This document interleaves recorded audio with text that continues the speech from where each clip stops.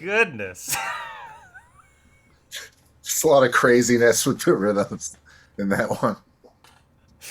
It's fun to watch you listen to it. Wow. Oh my goodness, what is happening?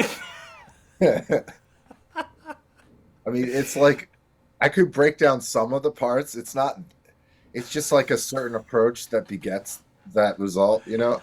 But it's like, it's hard to break down the whole song in like the amount of time we have. But what the is general idea is you put kind of like, you get like like a straight feel going, which is your head bob. But like, you don't, you like kind of like fight, like you put things in that space that aren't intuitively what we would hear there normally, you know? So sometimes like there was like a lot of these rhythms I'm coming up with through improv and intuitively, and then I'm figuring out what it is later. So the one in there that's like dun dun dun dun dun dun dun dun dun dun dun dun dun dun, that one that's in 2/4, but it was like a 13/16 thing. So it gets kind of getting into this style of like a straight architecture with like odd times. So they're like strobing around each other. So even if someone's not giving you the quarter note, the way you feel the quarter notes, things are just like flying past you. They're not like divided in this neat way. Uh, that's like the general approach of that song. I mean, and there's a lot of phrases based around that idea. It's like when it locks in is the release of the tension of the polyrhythms of the like what the fuck is happening with the polyrhythms. But that like 13 against 2/4 thing is still kind of like it almost sounds like a Dilla beat to me, or like a modified Dilla beat. Like everyone was doing that like 10 years ago or whatever.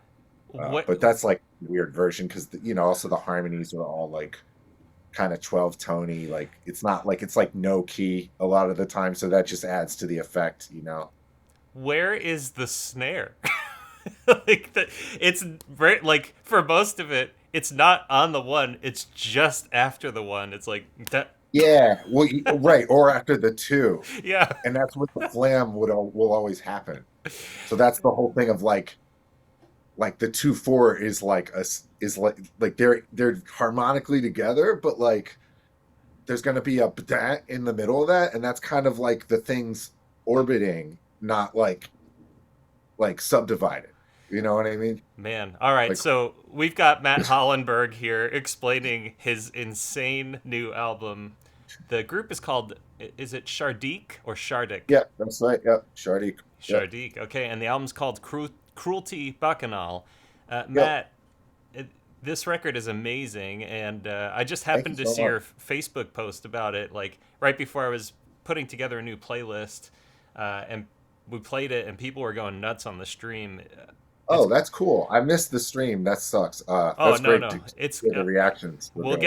we'll get a proper playlist video out with it. But tell us about this album and what is happening. Like not just musically, but I know that there's philosophically a lot going on, and you're working with John Zorn and Trey Spruance, or at least you're mentioning them in the notes. And this is Well, yeah, on. I just well because they're in. I'm working with them now. Well, I've been working with them.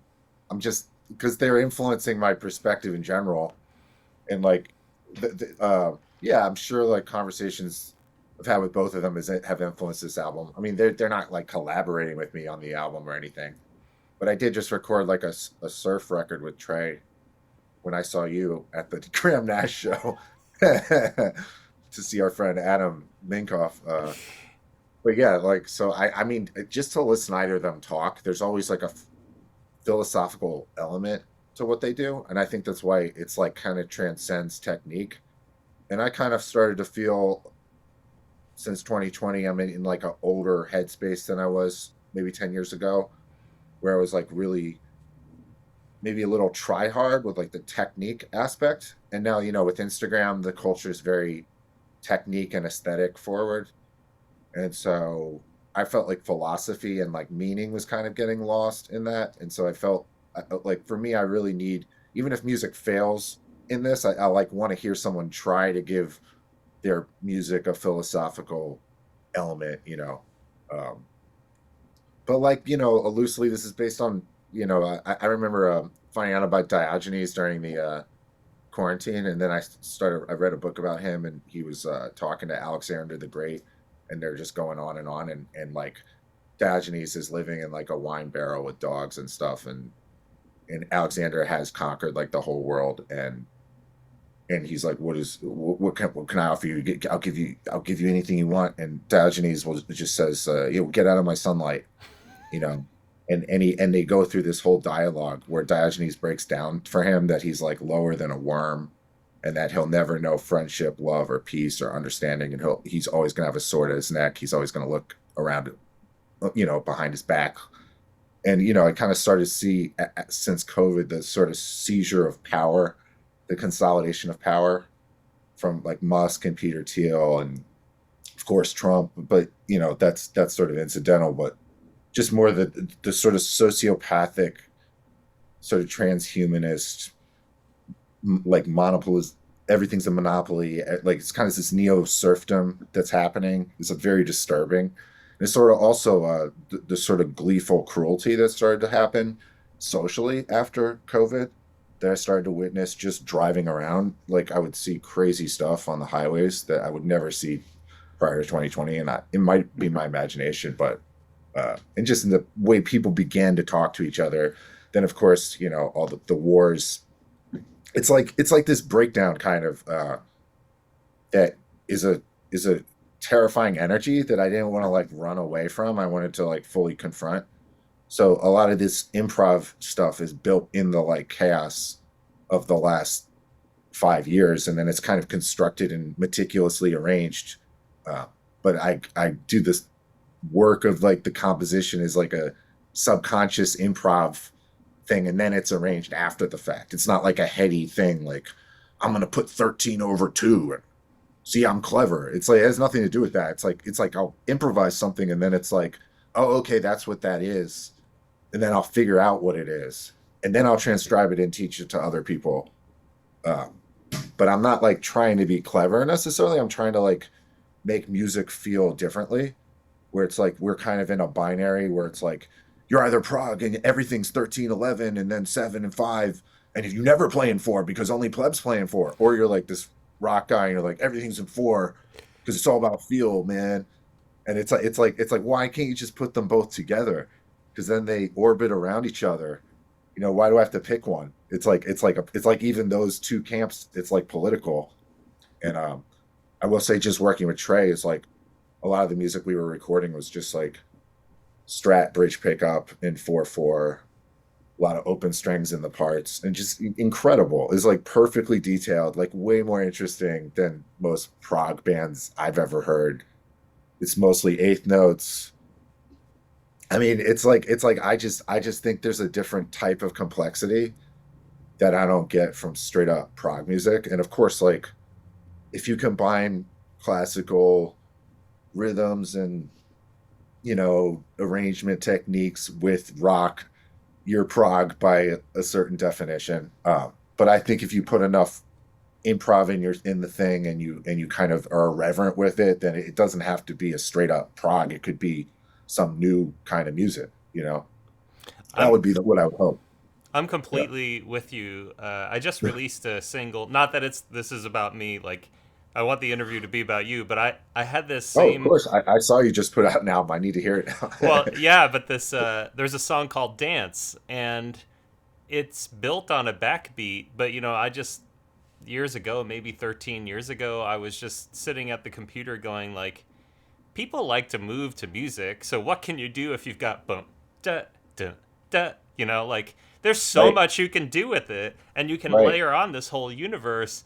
And you can satisfy the prog heads, and you can satisfy the people who just want to hear something with the beat, and still feel like you're keeping your philosophical and musical integrity and doing something engaging, creative, and artistic. You don't have to give up everything to do that. Of course, and I also like just got to a point in my own music before this record. I was self-critical too of this. Is like, man, I'm way overusing 7s and 5s, and then I'm hearing everyone do 7s and 5s, and it's kind of getting to like, if you can achieve more complexity through 4/4, it's more of like a wizard maestro level than it is to just do dun dun dun dun dun dun dun dun dun again. You know what I mean? Okay, yeah, I know. Like there's 80-minute Tool album with that rhythm. There's like a bunch of other bands that's everything. It's just not enough. And you know, of course I'm like OG fan of Meshuggah and stuff like that. And to me, that's the game is phrasing. Hmm. And just playing a part in 7 or 5 is not phrasing. I mean, I don't want to be like doctrinaire or whatever, but that's lazy. That's not like I mean, I remember going. It was just went on tour with Titan Tachyons in May with Melvins and Napalm Death, and I would watch Melvins every night because their phrasing was unbelievable, and it was a lot of eighth note parts. It was just unbelievable. It's perfect. It never got old ever. My favorite part they had was like 5 5 4 3, just eighth notes, perfect. Like best thing I ever heard. It's like maybe like 3 notes. So to me, like it's always been about phrasing and like the where the rests are, the feel of the drums, not like, oh, I played 12, then I played 11, and I dropped the beat the second time. It's like, all right, man, like Yeah, it's you like a know, cheap way to feel clever. It's like an easily accessible, like LARPy way to feel clever. You know what I mean? Like we don't. I There's another completely. level beyond that that's like way more powerful, actually, I than just agree. like lockstep syncopation and odd times. You know, so I'm not that into prog. To be honest with you, like there's a lot of prog. It's just too dry as music for me. I hear you. I love, you know, I was talking to Andy West. He used to play, or I guess the Dixie Dregs, they're still sort of playing here and there, but he played bass in the Dixie Dregs.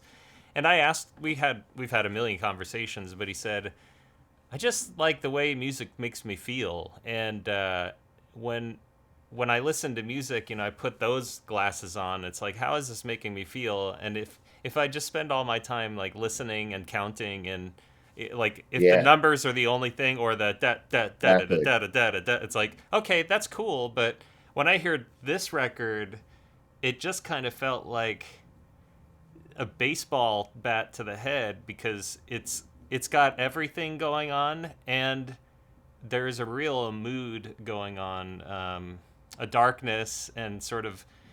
When I read your liner notes on Bandcamp, I thought interesting that you know how can you be this philosophical about instrumental music? There's no lyrics, you know, rhythms. It's kind of like the same Well, our words are instruments, failing us right now. I mean, I don't know that. right? I didn't mean to interject, but No, see, just what prove my own point.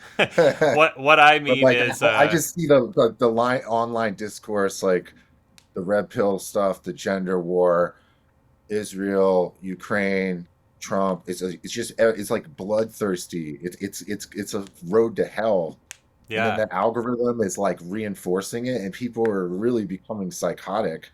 Uh, Well, as I was gonna and say, I think I wanted to capture like kind of a mood of that more than I'm like saying anything. Because what am yes. I going to say? It's like a wild beast. You know, what am I going to say? Well, that's what I So I was think getting at. Like, it yeah, doesn't need the words because it doesn't need the words. you can really feel it. And speaking of which, let's just listen to the track. I think we're doing 7 next. Impenetrable Delusion. Why don't you set this one up for the listener? Well, this was a. It's interesting. A lot of these songs were written like before I had the newer incarnation of the band, and then when COVID hit, like everything got rearranged, obviously for everybody. So but yeah, when I originally wrote that for like Brian Marcello to play, but then we just didn't ever come to fruition. So I had to play all these weird piano parts on guitar. Um, but it's kind of like influenced by weird surf music with the skronky metal. It's like weird pauses. I actually wrote it specifically to stress us out when we play it because there's always different lengths of rests that have to be the same, like just like 6 beats long, 7, like random lengths, like really counterintuitive. So it kind of feels like when we play it, we're all looking up like really alert and nervous. It's like got this tightrope thing because none of the spaces feel good. They're all like anxiety inducing. So I kind of that was the point of writing it too, is to just induce an anxiety in the players, um, so that we were just nervous, basically. Uh, well, I mean, and then in the end, you get a nice reward, a nice funk 4/4 section for a really long time, and a Awesome. nice moody solo. Yeah, so with jazz chords and stuff. So it rewards you. But Yeah. yeah, if you can get the first minute, I think 30 or something like that, it's supposed to be kind of awkward. That's the point of the song, I guess. I love it. And Yeah. when we get back from that, tell us about the band, because the virtuosity is off the charts on this. All right, here we Right. go. Impenetrable Delusion.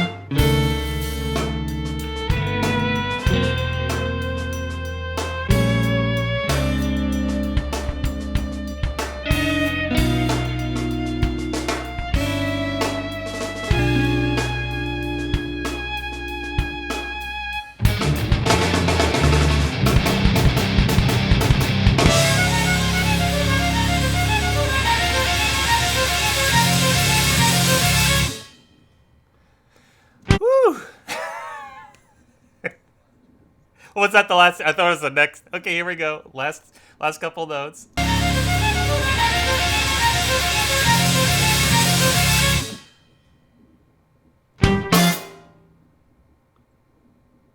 See, if you were listening to it on loop, it would start that way. Oh, You know what I mean? So it would be like gunga if it's on loop, you know.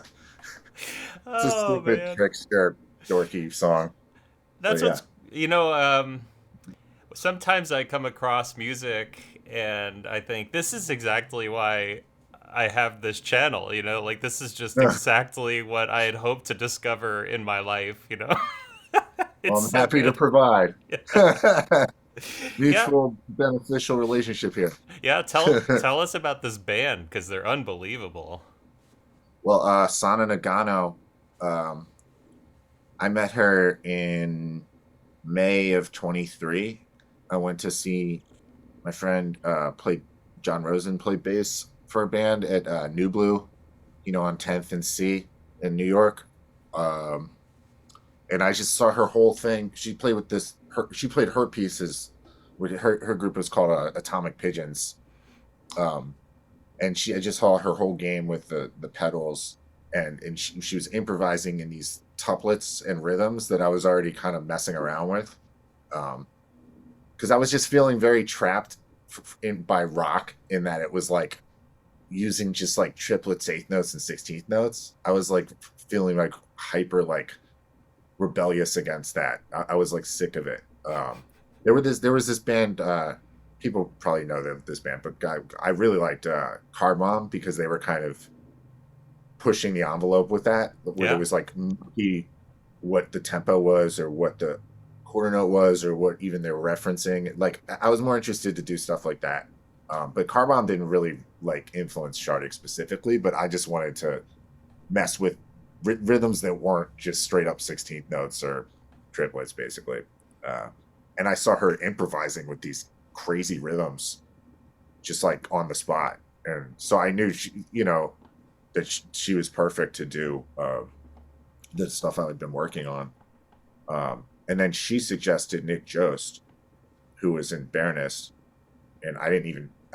She just thought he could do it no problem, and he could, but I didn't really know much about him, and I came to find out how he's like an incredible, unbelievable monster musician.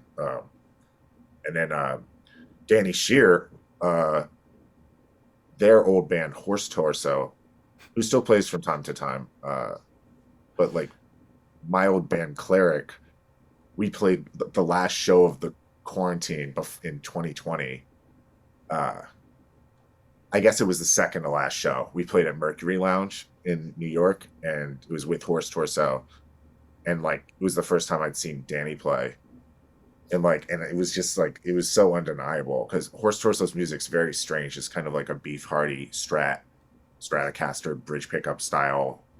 It's very like it's not very accessible, but like no matter what weird stuff was happening, Danny would just make it like unbelievably dancey. Um, the other guy I really like who plays like math rock, but it's funky and jazzy, kind of has a swing to it, is Jeff Eber from Disrhythmia, if you know him. But they're one of the Colin Marston band. They're another instrumental band in New York. It's like with if you know Gorguts, it's like the two of the guys from Gorguts. It's like their long term band. But I just like when drummers do 16th notes and it's not just like a march. You know what I mean? Like I like not like I Right. don't like that. Like and so like if there's like a Balkan track on here, the second track, the Orbital Dance song, that was like I was kind of influencing improving in that style, and that song just emerged.